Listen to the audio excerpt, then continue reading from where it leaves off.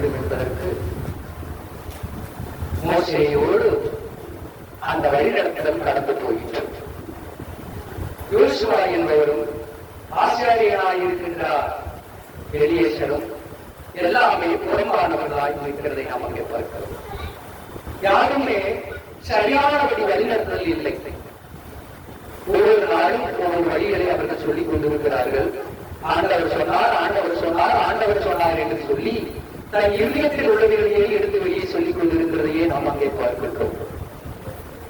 கர்த்தருடைய வார்த்தை தேவனே வந்து நாம் அறிந்திருக்கின்ற பிரகாரம் இதுகாரும் ஆண்டவர் ஒரு காலம் ஒருவருக்கும் தீவினைகளை செய்கிறவர்களும் அல்ல, அவர் சொல்லுகிறவரும் அல்ல.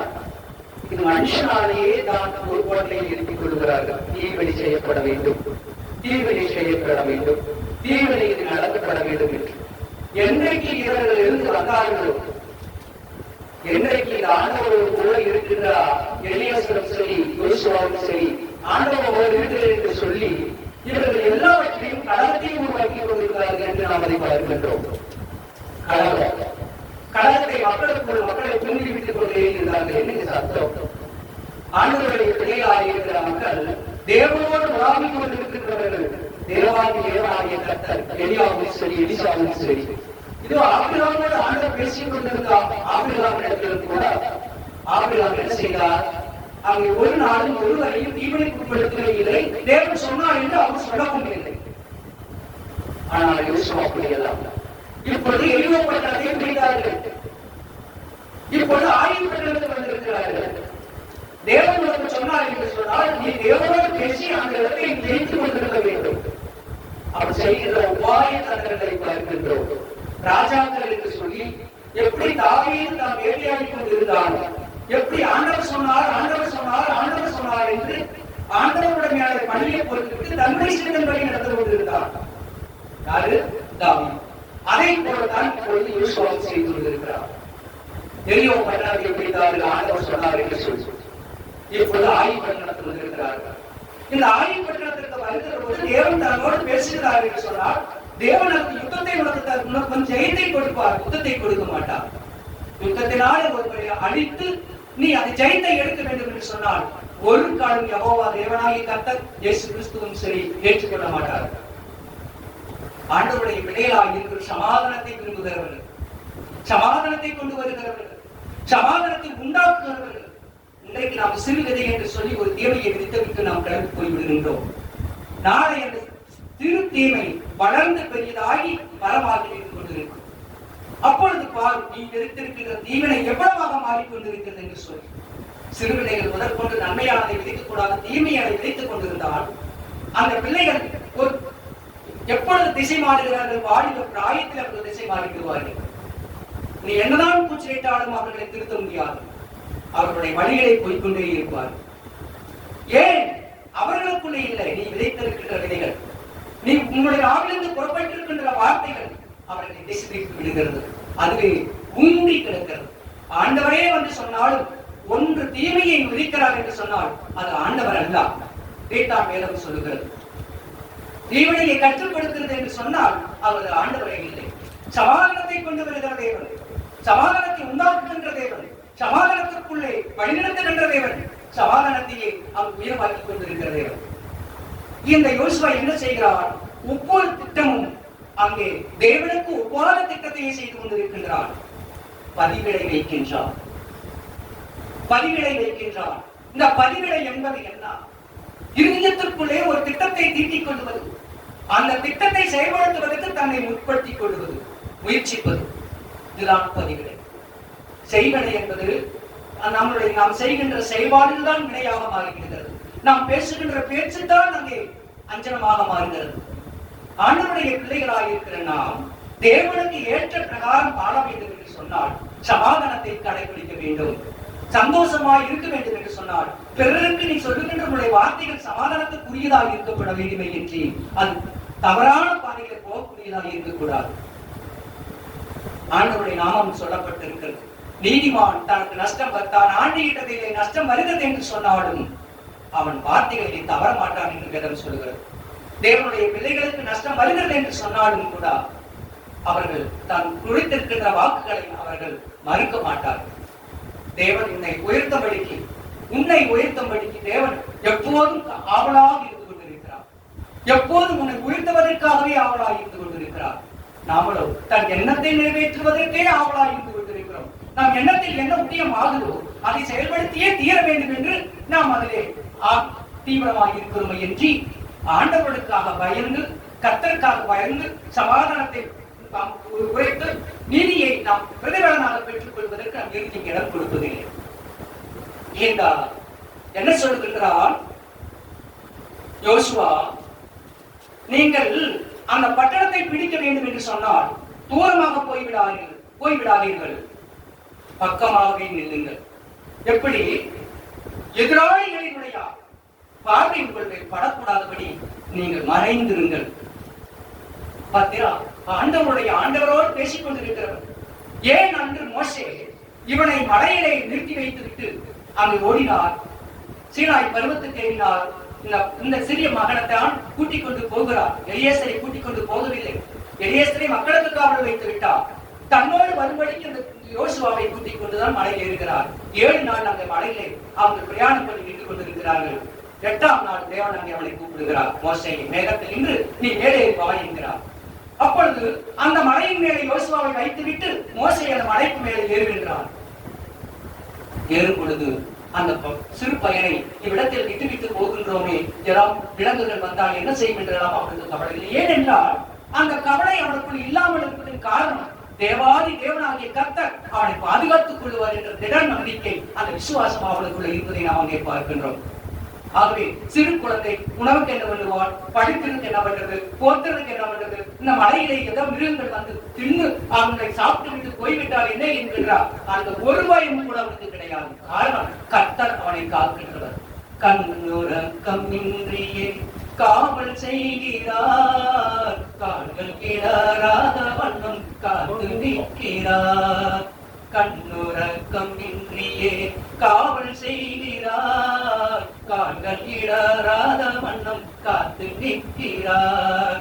வேண்டியதை தந்து உன்னை பாதுகாக்குவார், வேண்டியதை தந்து உன்னில் கவலை நீக்குவார். நீ தந்துட்டாலும் உன்னை அவர் வெறுத்திடாதவர், நீ வெறுத்திட்டாலும் உன்னை அவர் வெறுத்திடாதவர். நீதியின் பரிசுத்த பாறையில் தேவனும் தோன்றியே நடந்து முன்னை செல்கிறார். இந்த யோசுவாவை அந்த இடத்துல வைத்துவிட்டு அவர் மேலே போய்விடுகிறார்.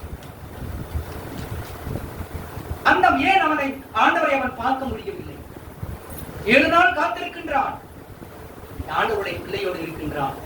தேவனை தரிசிக்க வேண்டும் என்கின்ற நிலை வருகின்ற போது அவனை வேறுபடுத்தி விடுகிறார். பார்த்தீங்களா? கூடவே இருக்கலாம், ஒன்றாவே இருக்கலாம்.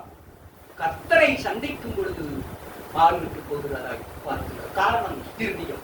அந்த இருதயம் இவனுக்குள்ள இருந்தபடியினாலே இப்பொழுது என்ன செய்கிறான்? அந்த ஆயி பட்டணத்தை பிடிப்பதற்கு தன்னுடைய மக்களுக்கு ஆணையிடுகின்றார். நீங்கள் பட்டணத்தை விட்டு வெகு தூரம் போய்விடாதீர்கள், பக்கமாக இருந்து கொண்டிருங்கள். எப்படி இருக்க வேண்டும்? மறைவாய் இருந்து கொண்டிருக்க வேண்டும். இதுவா ஆண்டவர்? இதுவா தேவன் சொல்கிறார்?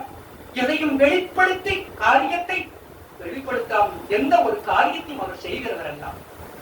காரியத்தை வெளிப்படுத்தவர் மறைவான சிநேகிதம், பகை, வெளிப்படையான கடிந்து கொள்ளுதல் தேவனுக்கு பிரியமானது.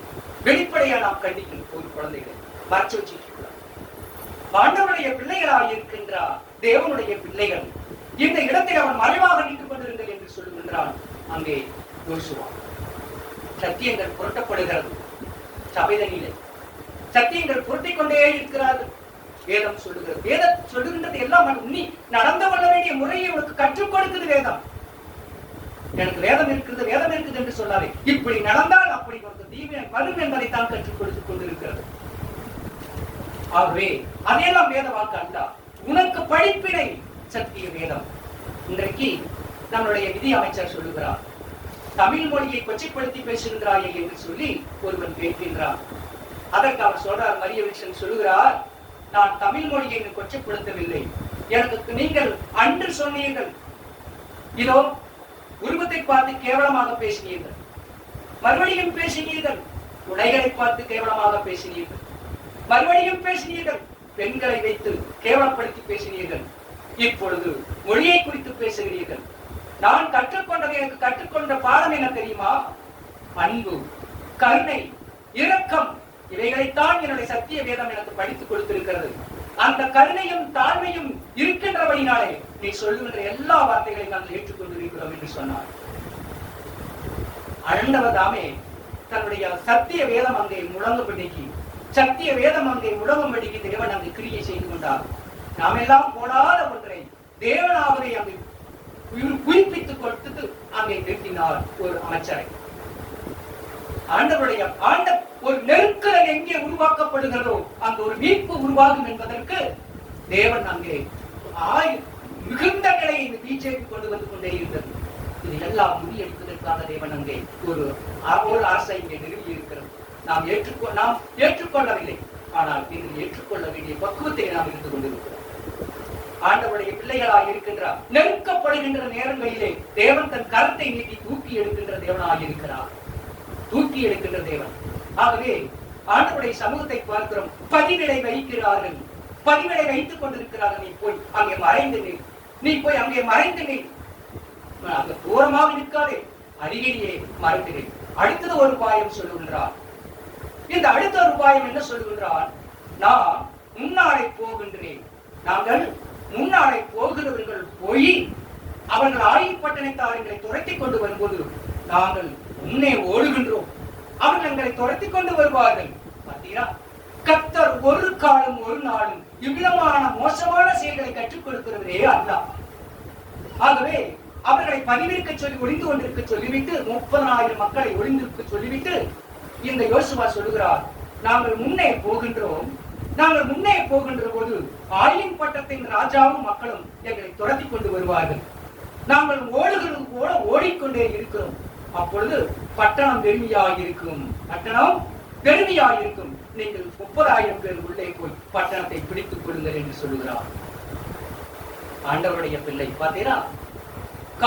கபடத்தினாலே, கபடத்தை அறிந்து கொள்வதனாலே, கபடத்தை நடத்துகிறதுனாலே, கபடத்தை அங்கே இம்ப்ளிகேஷன் பண்ணுகிறதுனாலே ஆபத்துகள் அங்கு உருவாக்கப்பட்டிருக்கும் என்பதற்கு வேதம் அங்கு நமக்கு சொல்லப்பட்டிருக்கிறது. அதனால் அங்கு ரட்சிப்படல் யுத்தமும் அல்ல, பலமும் அல்ல, பராக்கிரமம் அல்ல, தேவனாலே உண்டாக்கப்படுகிறதான் அங்கே ஜெயம் உருவாக்கப்படுகிறது. குதிரை யுத்த நாடுக்கு ஆயத்தமாயிருக்கும், ஜெயமோ கர்த்தராலே வரும்.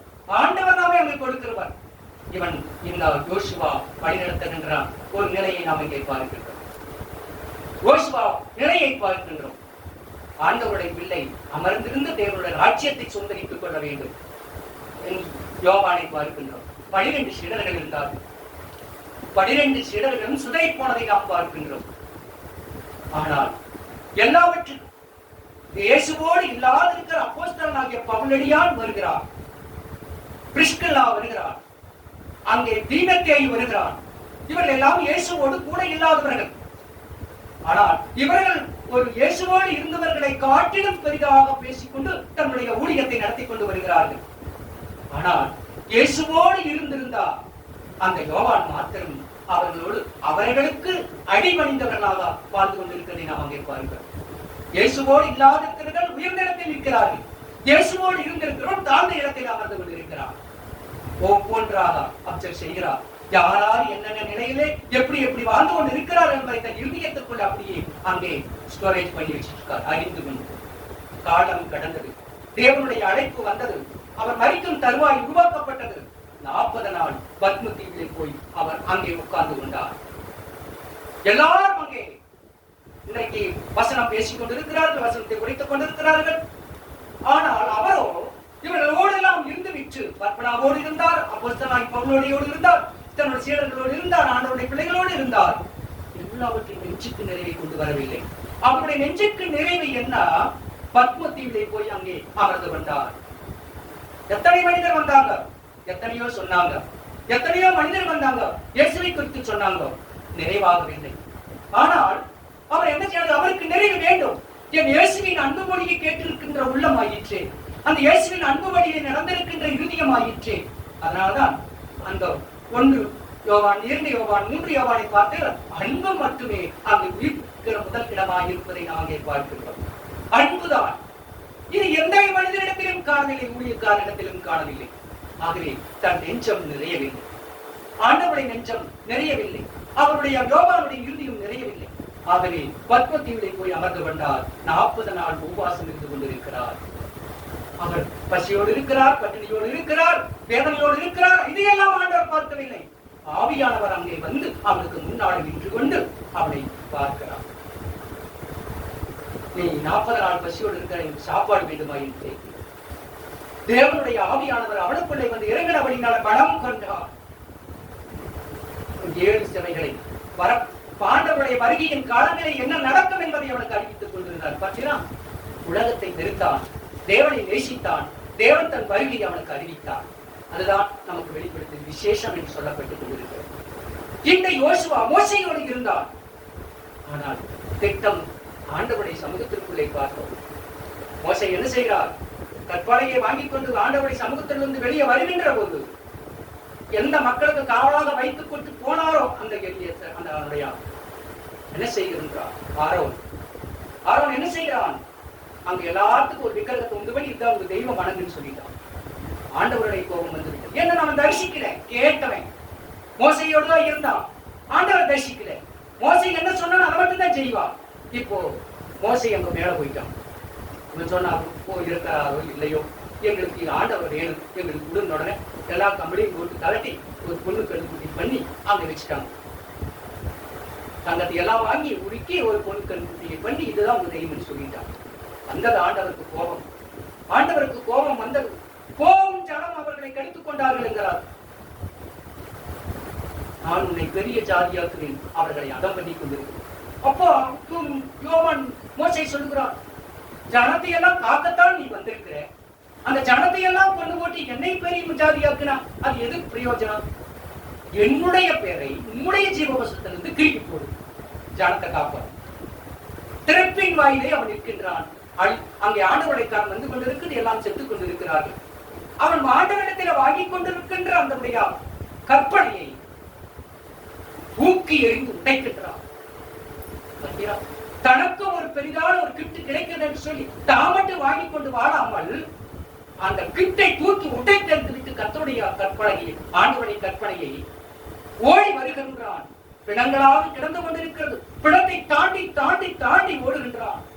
மோசே ஓடி உயிரோடு இருக்கின்ற ஜனத்திற்கும் மரித்திருக்கின்ற ஜனத்திற்கும் நடுவாக நின்று கொண்டு என்னை அழித்து விட்டு பின்பு அவர்களை போய் அழி என்று சொன்னார். அதுதான் தேவனை தரிசிக்கிறவர்களுடைய நீதி. தேவனை யார் தரிசிக்கிறார்களோ அவர்கள் எல்லாரும் காப்பார்கள். காப்பார் காப்பார் இன்னும் இனிமேலும். தேவனை யார் தரிசிக்கவில்லையோ அவர்கள் எல்லோரும் அழிவை நாடி செய்து கொண்டிருப்பார்கள் என்பதற்கு இது ஒரு உதாரணம். மக்களுடைய உயிர் தேவனிடத்திலிருந்து கிடைக்கப்பட்ட அதனுடைய கற்பனையை காட்டிலும் மக்களுடைய உயிர் பெயர் என்று தேவனுடைய அவருடைய கொடுத்திருக்கின்றதை தூக்கி எறிந்து உடைத்து விட்டு ஓடி வந்து ஜனத்தை காத்தான். அதுதான் அன்னை தர்ஷாமா அவர்கள். நாம இன்னைக்கு நமக்கே ஒரு பொண்ணை பார்த்தா பயம் வந்துடும், அழுகு வந்துடும், ஓடி போய் அருவருக்கு வந்துடும். ஆனா அதையே தன்னுடைய கரங்களாலே தொட்டு கழுவி எடுத்து தன் வாழ்க்கையை அர்ப்பணித்து வாழ்ந்தார்களே அவர்கள் தேவனுடைய பிள்ளைகள். இன்றைக்கு மோன்சி லாசரேஷ், இன்றைக்கு தினகர அவர்கள் இப்படி எல்லாம் தோன்றி வந்தார்கள். தேவனை தேடி தேவனிடத்திலே சொல்லுகிறேன் என்று சொல்லி சுயத்தின் வழியிலே சுயமான வாழ்க்கைகளை வாழ்ந்து கொண்டு ஜீவித்துக் கொண்டிருக்கிறவர்களாக இருக்கிறார்கள். ஆண்டவருடைய பிள்ளைகள் என்பது இதோ ஜனங்களை ரட்சிப்பதற்கு காப்பதற்குமே தேவனுடைய பிள்ளைகள் நியமிக்கப்பட்டிருக்கிறார்கள். அவர்கள் தேவனை தரிசித்துக் கொண்டிருக்கிறார்கள். மற்றோர் எல்லாம் தேவனை தரிசிக்கவில்லை. இந்த யோசுவா சொல்லுகிறான், நாங்கள் முன்னே போகின்றோம், ஓடுவது போல ஓடுறோம். அவங்க என்னை துரத்திட்டு வருவாங்க. அந்த மக்கள் ஆயின் பட்டணத்தாரும் ஆயின் ராஜாவும் என்னை துரத்தி கொண்டு வருவார்கள். நீங்களோ பதிவிருந்து கொண்டிருக்கிறீர்கள். நீங்க ஓடி நீங்க எல்லாம் பட்டணத்தை விட்டு வெளியே வந்துருவாங்க, துரத்திட்டு அழித்துட்டு வருவாங்க. அப்ப நீங்க போய் பட்டணத்தை பிடிச்சுக்கோ அப்படின்னு சொல்லி யோசுவா ஒரு கட்டளையை கொடுக்கின்றார். பாத்தீங்களா எவ்வளவு உபாய தந்திரங்கள். தாவீது இப்படி ஒரு உபாய தந்திரத்தை ஏற்படுத்தினான் அல்லவா? உரியாவை பார்த்து நீ வீட்டுக்கு போனா காரணம் என்ன? இவன் உரியாவின் மனைவியிடத்தில் தவறாக நடந்து கொண்டான். அந்த பாவம் பழியும் இவனுக்கு வரக்கூடாது. ஆகவே நீ வீட்டுக்கு போனான். அவன் என்ன சொன்னான்? உரியா, ஐயோ தேவனுடைய ராஜா இன்றைக்கு துயரத்தில் இருக்கும் பொழுது நான் என் மனைவியோடு சந்தோஷமா இருக்கும்படிக்கு வீட்டுக்கு போறதுக்கு நேரமா? நான் போக மாட்டேன். நான் உண்மை காப்பதிலேயே நான் உரியா இருப்பேன் என்று சொல்லி உரியா அந்த இடத்தை விட்டு போக மறுத்து விட்டான். தாவீது ராஜாவின் இடத்தை விட்டு. தாவீது ராஜாவுக்கு உள்ளம் குத்துகிறது.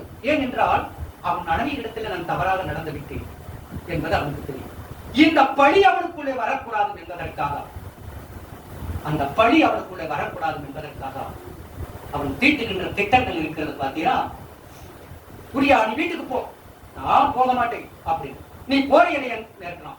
அவன் போற மாதிரி போய் மறுபடியும் வந்து அரண்மனையிலே படுத்திட்டான், வாசல்லே படுத்திட்டான்.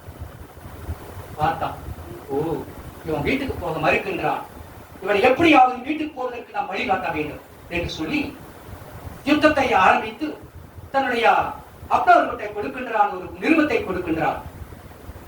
நீங்கள் யுத்தத்திற்கு போகும் பொழுது உரியாவை முன்னிறுத்திவிட்டு நீங்கள் பின்னே வந்து விடுங்கள் என்று சொன்னான்.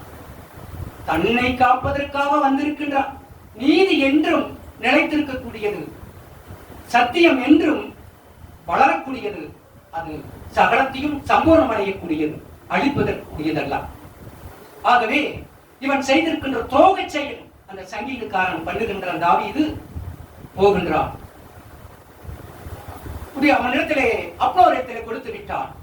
உரியாவை முன்னிறுத்தி நீங்கள் பின்னே வந்து விடுங்கள் என்று சொல்லி பழிகளை பார்க்கின்றோம். ஆகவே எப்போது யதார்த்தமாக தான் ஒரு முன்னவனம் என்னை ஒரு மனுஷனாக நினைத்த ராஜா அனுப்புகிறார் என்று சொல்லி உரியா முன்னே போய் கொண்டிருக்கிறான். யாருக்கு காப்பாத்தோம்? அரசனை காப்பாற்றும். அரசன் என்ன வச்சிருக்கிறான்? பதிவடை வைத்திருக்கிறான் தவறான பாதைக்கு. எல்லாரும் ஓடி போய் சண்டை போடுகின்ற போது எல்லாரும் பின்னோக்கி வந்து விட்டார்கள். உரியா மாத்திரம் முன்னால் நின்று கொண்டிருக்கிறார். உடனே அவர்கள் வந்து உரியாவை கொன்று போட்டார்கள். தாவீதுக்கு ரொம்ப சந்தோஷம். பாவத்தையும் பாரான், பழியும் பாரான். பாவம் வாசப்படியிலே படுத்திருக்கும், வழிகள் எல்லாம் பின்தொடரும் இல்லையா? பாவத்தின் சம்பளம் மரணம், பாவிக்கு உதவாது கிருபை. பாவம் வாசப்படியிலே படுத்திருக்கும், உன் வழிகள் எல்லாம் பின்தொடரும். பாவத்தின் சம்பளம் மரணம், பாவிக்கு உதவாது கிருபை. போகும்போது உன்னோடு வரும், படுக்கும் போது உன்னோடு படுக்கும். நீ விழிக்கும் முன்னே பாவம் உனக்கு முன்னே விழிக்கும் இல்லையா? ஏன் உலக முழிக்கிறீங்க? படுக்கிற போதும் படுக்கு, எந்திரிக்கிற போது எந்திரிக்கு, விழிக்கிறதுக்கு முன்னால அது விழிச்சு நீங்க எங்கு போதெல்லாம் பார்த்துட்டு பாவம். ஆகவே உரியாவை கொன்று விட்டான். சந்தோஷம் வந்து விட்டது. நீதியை பகைத்தேன் என்கிறதெல்லாம் குற்றம் செய்து விட்டேன் என்பது முதல் பலகை. இப்ப நீதியை நாம் தவறவிட்டோம் என்பதெல்லாம் அவனுக்கு உள்ளம் குற்றம் சாட்டப்படவில்லை. சந்தோஷம் அடைந்து விட்டு ஆட்களை எழுப்பி உரியாவின் மனைவியை கூட்டிக் கொண்டு வந்து அந்த பச்சை பேரை தன்னுடைய மனைவியாக அங்கீகரித்துக் கொண்டார் என்று வேதம் சொல்லுகிறார். இவன் கோயில் கட்டு ஆர்டர் ஏத்து போறான். அவன் கேட்டான், 51ஆம் சங்கீதத்தில் கேட்கிறான், ஆண்டவரே என் தாய் என்னை பாவத்தில் கற்பந்தரித்தாள், இவன் நல்லவன் ஆகிறதுக்கு மற்றவனை கூட சொல்றான்.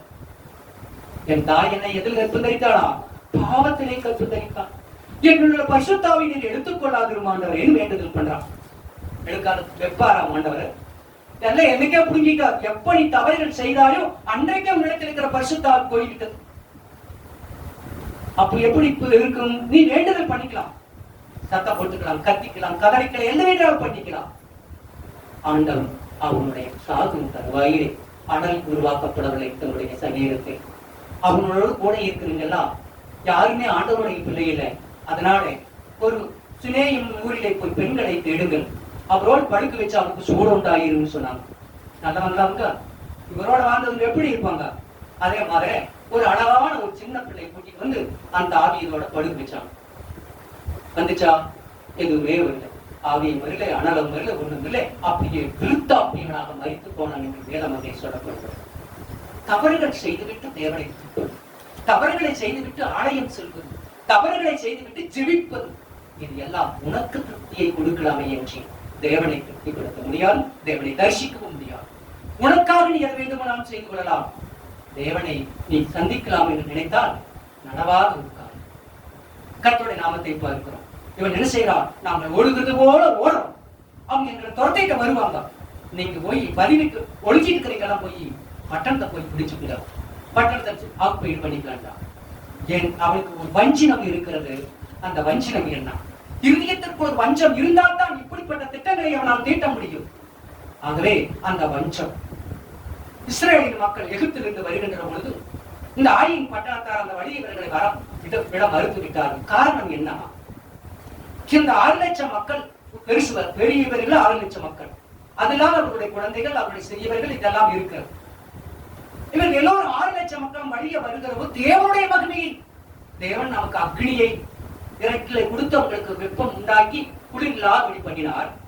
காலையில மேகத்தை கொண்டு வந்து அவர்கள் குளிரோடு அந்த வெயில் அவர்களுக்கு படக்கூடாதபடிக்கு அவர்களை கொண்டு வரும்படிக்கு மேகத்திலே அவர்களை சூழ்ந்து கொண்டார்.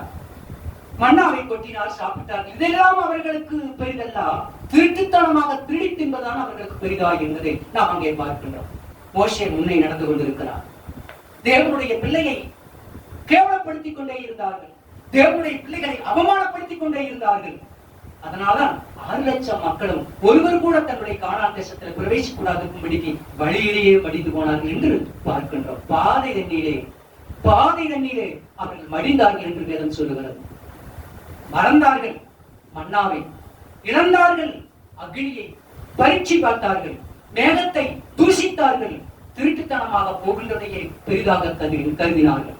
ஆகவே இந்த ஆயின் மக்கள் என்ன செய்தார்கள்? இவர்கள் எல்லோரும் இந்த காட்டுக்குள்ள பூந்து ஒரு காக்கா வந்தாலும் நாம் முடக்கிறோம், 10 காக்கா வந்து இன்னும் அதிகமா வெடி வைக்கிறோம். ஆனா இந்த 6 லட்சம் மக்களும் அந்த நகரத்துக்குள்ளே பூந்தா பட்டணத்துல ஒண்ணுமே இருக்காது, எல்லாம் பிடிப்பாங்கன்னு சொல்லிட்டு அவன் தடத்தை விட மறுத்திருந்தான். அதனால அந்த வஞ்சம் இவனுக்குள்ளே, யோசுவாவுக்குள்ளே இருந்தது. மோசே அந்த உடனே போய் அவர்களை அழித்திருக்கலாம். ஆனா மோசே அந்த காரியத்தை அவர் செய்யலை. காக்கும் நிலை, கரம் அவருக்குள்ளே இருந்தது. தேவ நீதியை கொண்டு வரக்கூடிய நிலை இருந்தது, தேவனை தரிசிக்கக்கூடியவர் இருந்தது. நாம் தரிசித்த வரையிலும் என்பதில் இருந்து யாரையும் பழி என்ற சொல்லுக்கு தேவன் இடம் கொடுத்ததும் இல்லை, அவர் சொன்னதும் இல்லை. நேசியுங்கள், நேசியுங்கள், இதைத்தான் தேவன் நமக்கு சொல்லிக் கொண்டே இருக்கிறார். கர்த்தருடைய நாமத்தை அங்கே பார்க்கின்றோம். இந்த வஞ்சம் அவனுக்குள்ள இருந்து ரிவெஞ்சாக மாறி இப்பொழுது ஒரு துரோகத்தை செய்கின்றான். அது நல்வழியில் அல்ல, தவறான பாதைகளை போய்கொண்டு இருக்கிறதை நாம் அங்கே பார்க்கின்றோம். எல்லாரும் அது உள்ளே புரிந்துட்டாங்க. திரும்பி பார்த்தா பட்டணம் எல்லாம் நிறைஞ்சிருக்கிறான் யோசுவாவினுடைய ஆட்கள். உடனே அவர்கள் அந்த ராஜாவை பிடித்தார்கள். கரெக்டாக தாடி எல்லாம் தரிச்சிட்டு மேசியாவை எடுத்துட்டு கட்டி சாங்கலில் கட்டி கொண்டிட்டு வந்து யோசுவாவுக்கு முன்னாடி நிற்கிறார்கள். பாவம் இல்லையா? அடுத்தது தேவன் இன்னொரு தீவனைகளை கொண்டு வந்ததற்கு எதிர்ப்பு நோக்கி நிற்கிறார். நீ எதை விதைத்திருக்கின்றாயோ, தப்பான பாதையை சொல்லிக் கொடுத்தால் அது நாளைக்கு ஒரு துரோகமாக எழுதி வந்து நிற்கும். தவறான செயல்பாடுகளை கற்றுக் கொடுத்தால் அது உனக்கு பாதகமாக ஒரு நாள் வந்து நின்று கொண்டிருக்கும். இன்றைக்கு நாம் குழுமி இருக்கிறோம் என்று யோசிக்காதே, நாளை என்ன நடக்கும் என்பதை அதனால்தான் சொன்ன தூரத்தில் உள்ளவர்களை கண்டு விசுவாசியுங்கள் என்று சொல்லி, தூரத்தில் அவர்கள் செழித்திருக்க வேண்டும் என்பதற்காக இன்று நீ விதைக்கின்ற விதைகள் நீதியாக இருக்கப்பட வேண்டும். இவர்கள் இன்றைக்கு பட்டணத்தை பிடித்துக் கொண்டார்கள். நீ ஒன்றை வல்லவனுக்கு வல்லவன், உலகத்திற்கு தேவனுடைய பிள்ளைகளுக்கு கிருபைக்கு கிருபை, கிருபையின் மேல் கிருபை நிறைந்து கொண்டே இருக்கும்.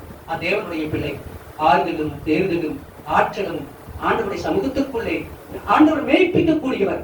வேதம் அங்கே சொல்லப்பட்டு இருக்கிறது. ஏசாயாவின் தரிசன புஸ்தகம் 40ஆம் அதிகாரம் 10வது வசனத்தை வாசிக்கலாம்.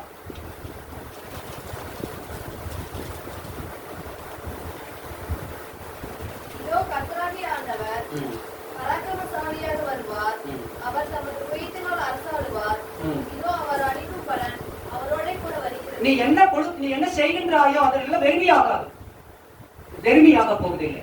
ஒரு விதை விதைக்கிறோம் என்றால் அந்த ஒரு விதை மட்டும்தான் நமக்கு வரும் என்று நினைக்காதே. அநேக கனிகளை கொடுக்கும், அநேக விதைகளை உருவாக்கும். நீ செய்கின்ற ஒரு சிறு தீவனை என்று சொன்னால் அது உனக்கு அநேக தீவனைகளை கொண்டு வந்து சேர்க்கும். தேவன் எப்படிப்பட்டவராக இருக்கிறாராம்? வாசிக்கலாம். கர்த்தராகிய ஆண்டவர் பராக்கிரமசாலி. அவர் பராக்கிரமம் செய்து கொண்டிருக்கிறார். உண்மை அழிப்பதற்கல்ல, ராஜரீகம் செய்வதற்கு. அடுத்தது, தன்னுடைய புயத்தினாலே அரசாளுவார். தவறான பாதையை போய் ஜெயித்தேன் என்று சொல்லாதே. தவறான பாதையில ஜெயித்து விட்டேன் என்று சொல்லார். தவறான சிந்தையை இருதயத்தை கொண்டிருப்பாயானால், இன்றைக்கு நீ வாழ்ந்திருப்பாயானால், உனக்கு பின்னாலே உனக்கு பொக்கிஷம் வந்து சேரும், தீவினைகள் வந்து சேரும். ஆண்டவருடைய நாமத்தை பார்க்கிறோம். அடுத்தது, அவர் அளிக்கும் பலன் அவர் நம்மோடும் இருந்து அவரோடு இருந்து வந்துட்டு இருக்கு. ஆகவே நாம் எதை விதைக்கின்றோமோ அதை அறுவடை செய்வதற்கு நாம் தயாராக நின்று, நீ என்ன தயாராக இருக்குது, அதுவே தானாக சேரும். நீர் நிறைந்த இடத்தினிலே செடித்திருக்கும் இவனோர் பூ, ஆவி நிறைந்த இடத்தினிலே அவரே நமக்கு சொந்தமானார். ஆவி நிறைந்த இடத்தினிலே அவரே நமக்கு சொந்தமானார். அவரை வாழ்வுக்கு விளக்காகி வார்த்தையாளே சுடரானார். வாழ்க வாழ்க வாழ்க. ஆண்டவருடைய நாமம் தன்னுடைய பிள்ளைகளுக்கு என்றைக்கும் சுடராக நின்று கொண்டே இருக்கும். நான் பாதைகளை காட்டிக் கொண்டே இருக்கும். அதை நடந்து வருவதற்கு உன் கால்கள் இடராது, உன் கால்கள் இடராகும். தேவன் உனக்கு ஏற்ற பலனை, நீ விதைத்திருக்கின்ற விதைவின் பலனை அவர் கொண்டு வந்து உனக்கு கொடுத்துக் கொண்டே இருப்பார். ஆண்டவர் நம்முடைய வாழ்விலே, நம்முடைய நிலையிலே, நம்முடைய சிந்தையிலே நாம் எப்போதும் அவரை நிறுத்திக் கொண்டு இருளை நோக்காத வண்ணம் வெளிச்சத்திற்குள்ளே வாழ்ந்து கொண்டிருக்கின்ற நான் வழிகளை கற்றுக்கொண்டு வாழ. இன்றைக்கு நீ எவைகளை நீ செய்கின்றாயோ நாளை உனக்கு அந்த பலன் கிடைக்கும் என்பதை மறந்து போகக்கூடாது. கர்த்தருடைய நாமத்திற்கு மகிமுண்டாட்டும். ஜெபத்தில் கிடைக்கிறார். பரிசுத்தாவி எங்கள் மேலே